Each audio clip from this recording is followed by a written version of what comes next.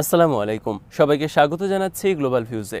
আপনাদের সঙ্গে আছি আমি তাসিম হোসাইন। আজ জানাবো আন্তর্জাতিক গণমাধ্যমে আলোচিত সংবাদ ও বিশ্লেষণ।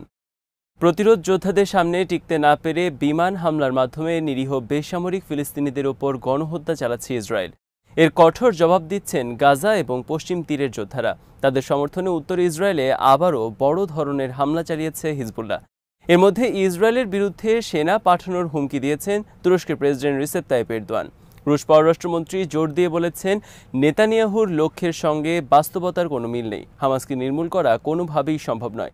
হামাসের আল কাসাম ব্রিগেডস জানিয়েছে, রোববার তাদের যোদ্ধারা গাজা সিটির দক্ষিণে ইউনিভার্সিটি কলেজের পাশে অনুপ্রবেশ করা ইসরায়েলি বাহিনীর ওপর বিপুল পরিমাণ হেভি ক্যালিবারের মর্টার শেল নিক্ষেপ করেন। এ সময় বেশ কিছু মর্টার শেল দিয়ে বিশ্ববিদ্যালয়ের পশ্চিমে শত্রুদের কমান্ড হেডকোয়ার্টারেও আঘাত হানেন তারা।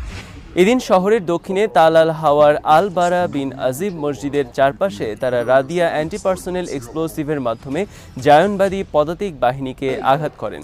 এতে কয়েকজন শত্রু সেনা নিহত এবং আহত হন। একই এলাকায় ইসরায়েলি সেনাদের অবস্থান নেওয়া একটি ভবনে অ্যান্টি পার্সোনেল শেলের মাধ্যমে আঘাত করা হয় এবং এতেও কয়েকজন শত্রু সেনা হতাহত হন বলে জানায় আল কাসাম। সেখানে আল ইয়াসিন শেলের মাধ্যমে সেনাবাহী একটি গাড়িতেও আঘাত করা হয়। হামাসের সামরিক শাখা এদিন তাল আল হাওয়ায় দক্ষিণে ঢুকে পড়া শত্রু সেনাদের সঙ্গে একেবারে কাছাকাছি অবস্থানে থেকে প্রচণ্ড লড়াইয়ে নিয়োজিত হয়।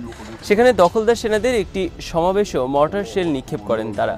উপত্যকার উত্তরাঞ্চলকে অন্য অংশ থেকে বিচ্ছিন্ন করা নেতজারিম অক্ষে এদিন বেশ কিছু 114mm শর্ট রেঞ্জের রাজুম রকেটের মাধ্যমে শত্রুদের কমান্ড কক্ষগুলোতে 2 দফা আঘাত হানে আল কাসাম। তাদের যোদ্ধারা মধ্য গাজার জুহর আল দিক এলাকায় হানাদার বাহিনীর ওপর বিপুল পরিমাণ মর্টার শেল নিক্ষেপ করেন। দক্ষিণ গাজার খান ইউনুস শহরের পূর্বে বিভিন্ন স্থানে তাদের যোদ্ধাদের সঙ্গে ইসরায়েলি সেনাদলের মুখোমুখি লড়াই হয়। সেখানে ইসলামিক জিহাদের আল কুদস ব্রিগেডসের সঙ্গে একসাথে যৌথ অভিযানে ঘৌল রাইফেল ব্যবহার করে এক ইসরায়েলি সেনাকে নির্মূল করেন কাসামের যোদ্ধারা। তাছাড়া রাফা শহরের পূর্বে আল সালাম এলাকায় রাদিয়া এক্সপ্লোসিভ ব্যবহার করে জায়নবাদী পদাতিক ইঞ্জিনিয়ারিং ফোর্সের উপর হামলা করা হয়। এতেও কয়েকজন সেনা নিহত এবং আহত হন বলে জানায় আল কাসাম ব্রিগেডস। আল কুদস ব্রিগেডসের যোদ্ধারা রোববার ইসরায়েলি বসতি সদেরত এবং নাহাল ওজের সামরিক অবস্থানে হেভি ক্যালিবার মর্টার শেলের ব্যারেজ নিক্ষেপ করে। এ সময় গাজা ইনভেলপের অন্য বসতিগুলোতেও রকেটের ব্যারেজ পাঠানো হয়। এদিন নেতজারিম অক্ষের আবু ওরেইবান সাইটে শত্রু সেনাদল এবং তাদের গাড়িগুলোকে লক্ষ্য করে বেশ কিছু 107mm রকেট এবং মর্টার শেল নিক্ষেপ করেন তাদের যোদ্ধারা। খান ইউনিসের আল জানা এলাকায় তাদের মর্টার শেল একটি ইসরায়েলি সামরিক ক্রেনে সরাসরি আঘাত হানে। কুদসের যোদ্ধারা নিশ্চিত করেন, হামলার পর ক্রেন এবং এর আশেপাশে আগুন ছড়িয়ে পড়লে নিহত এবং আহত সেনাদের সরাতে ঘটনাস্থলে হেলিকপ্টার অবতরণ করে। এদিন শহরের পূর্বে বনি সোহেইলা সিমেট্রিতে হানা দেওয়া জায়নবাদী সেনাদল এবং তাদের গাড়িগুলোর উপর মর্টার হামলা চালান তারা।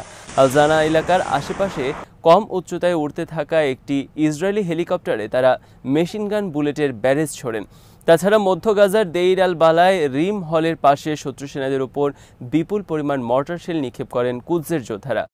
লেবাননের প্রতিরোধ আন্দোলন হিজবুল্লাহ আল মানারা এবং শতুল্লাহ বসতির ইসরায়েলি সামরিক অবস্থানগুলোতে নতুন করে হামলা চালিয়েছে।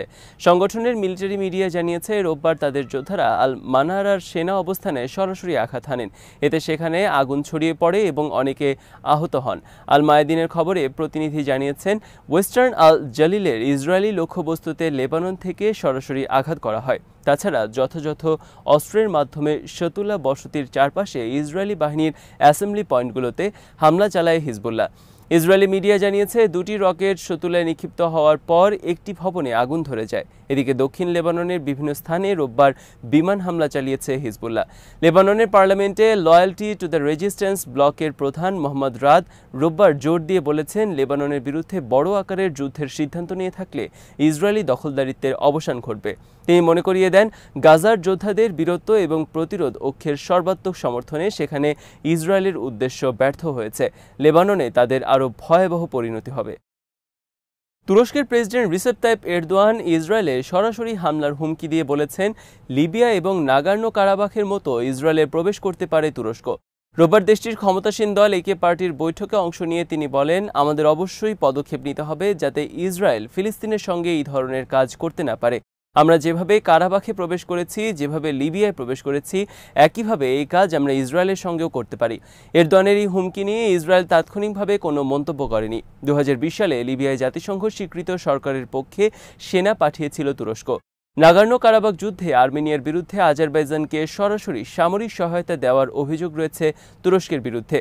নাগর্নো কারাবাখে সরাসরি ভূমিকা রাখার কথা অস্বীকার করলেও গত বছর তুরস্ক বলেছে তারা আজারবাইজানের সামরিক আধুনিকীকরণ এবং প্রশিক্ষণ সহ সব ধরনের পদক্ষেপ নিয়েছিল। এরদোয়ান আন্তর্জাতিক মঞ্চে ইসরায়েলের সবচেয়ে কঠোর সমালোচকদের একজন। এরই মধ্যে বাণিজ্য অবরোধ সহ ইসরায়েলের বিরুদ্ধে বিভিন্ন ধরনের পদক্ষেপ নিয়েছে তুরস্ক।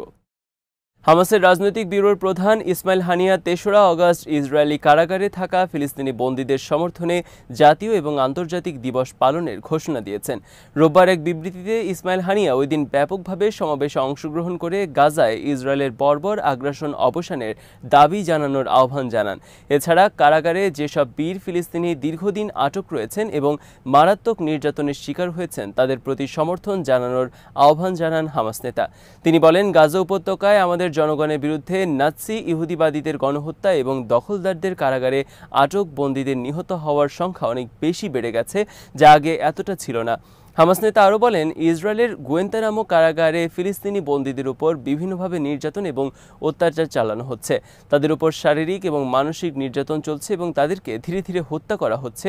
সেই সাথে এসব বন্দীকে খাদ্য এবং ঔষধ থেকে বঞ্চিত করা হচ্ছে। রাশিয়ার পররাষ্ট্রমন্ত্রী সের্গেই ল্যাভরভ বলেছেন, হামাসকে নির্মূল করার ব্যাপারে ইসরায়েল যে লক্ষ্য ঠিক করেছে তা অবাস্তব।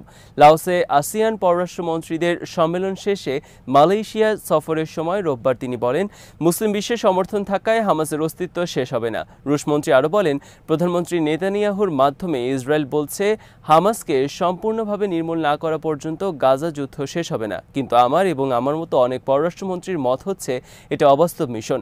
হামাস তার অস্তিত্ব ধরে রাখবে এবং তাদের যথেষ্ট সক্ষমতা আছে। পাশাপাশি এই সংগঠনের প্রতি মুসলিম বিশ্বেরও সমর্থন রয়েছে।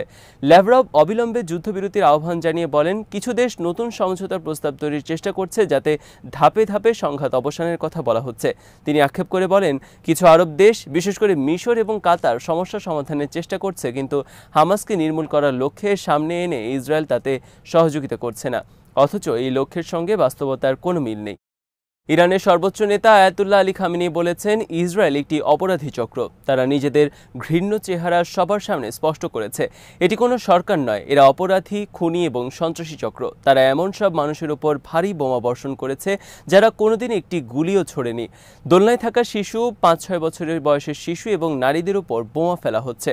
রোববার নতুন প্রেসিডেন্ট মাসুদ পেজেশকিয়ানকে আনুষ্ঠানিকভাবে অনুমোদন প্রদান অনুষ্ঠানে দেওয়া ভাষণে তিনি বলেন, একটা সময় ফিলিস্তিন ইস্যু ছিল শুধুমাত্র মুসলিম দেশগুলোর ইস্যু, কিন্তু আজ ফিলিস্তিন এবং গাজা ইস্যু সারা বিশ্বের ইস্যু হয়ে দাঁড়িয়েছে। মার্কিন কংগ্রেসের ভেতর থেকে শুরু করে জাতিসংঘ কিংবা প্যারিস অলিম্পিক, সর্বত্র এই ইস্যু ছড়িয়ে পড়েছে এবং ইরানের সর্বোচ্চ নেতা বলেন, ইহুদিবাদীদের ঘোষিত লক্ষ্য হল হামাসকে নির্মূল করা। কিন্তু হামাস ইসলামিক জিহাদ সহ প্রতিরোধ সংগঠনগুলো দৃঢ়তার সঙ্গে লড়াই করে যাচ্ছে। তারা প্রতিরোধ সংগ্রামীদের সঙ্গে না পেরে গাজার নিরীহ মানুষদের উপর বোমা ফেলছে। গাজার পরিস্থিতি নিয়ে কার্যকর এবং আন্তর্জাতিক সিদ্ধান্ত নেওয়ার জন্য তিনি আন্তর্জাতিক সম্প্রদায়ের প্রতি আহ্বান জানান। আল আরাবিয়ার খবরে বলা হয়, ইসরায়েলের খেলোয়াড়ের সঙ্গে প্রতিযোগিতা করবেন না বলে প্যারিস অলিম্পিক থেকে নাম প্রত্যাহার করে নিয়েছেন আলজেরিয়ার জুডো খেলোয়াড় মেসাউদ রেদওয়ান এদ্রিস। চলতি অলিম্পিকের প্রথম ম্যাচে তার ইসরায়েলি প্রতিপক্ষ দোহার বাটবুলের বিরুদ্ধে খেলার কথা ছিল। অলিম্পিক ম্যাচ থেকে আলজেরিয়ার খেলোয়াড় নাম প্রত্যাহার করে নেওয়ার পর আন্তর্জাতিক জুডো ফেডারেশন সংক্ষিপ্ত বিবৃতির মাধ্যমে রোববার ইসরায়েলি খেলোয়াড় বাটবুলকে বিজয়ী ঘোষণা করে। এই নিয়ে টানা দ্বিতীয়বারের মতো অলিম্পিক গেমসে আলজেরিয়ার জুডো খেলোয়াড়রা বাটবুলের মুখোমুখি হওয়া থেকে বিরত থাকলেন। 2021 সালের টোকিও গেমসে আলজেরিয়ার ফেথি নুরিন বাটবুলের সঙ্গে সম্ভাব্য দ্বিতীয় রাউন্ডের ম্যাচ এড়াতে ইভেন্ট থেকে নিজের নাম প্রত্যাহার করে নেন। আলজেরিয়া এখনও আনুষ্ঠানিকভাবে ইসরায়েলকে রাষ্ট্র হিসেবে স্বীকৃতি দেয়নি। আল জাজিরা জানিয়েছে, মধ্য গাজার বুরেইজ এবং নুসেইরাত ক্যাম্প থেকে সরে যাওয়ার জন্য ইসরায়েলি বাহিনী নতুন করে নির্দেশ জারি করেছে। জাতিসংঘের সংস্থা আনরুয়া বলছে, গাজা উপত্যকার 86% এলাকা বর্তমানে এই ধরনের নির্দেশের আওতায় রয়েছে। গাজা স্বাস্থ্য মন্ত্রণালয়ের হিসেবে গত 24 ঘন্টা অন্তত 66 জন ফিলিস্তিনি ইসরায়েলি হামলায় নিহত হয়েছেন। রোববার পর্যন্ত গাজায় অন্তত 39,324 ফিলিস্তিনি নিহত হন, যাদের অধিকাংশই শিশু এবং নারী। আজ এখানেই শেষ করছি। সবাই ভালো থাকুন, সুস্থ থাকুন আর দেখতে থাকুন বি রিভিউজ। চ্যানেলটি ভালো লাগলে সাবস্ক্রাইব করুন, সংযুক্ত থাকুন আমাদের ফেসবুক পেজে। আল্লাহ হাফেজ।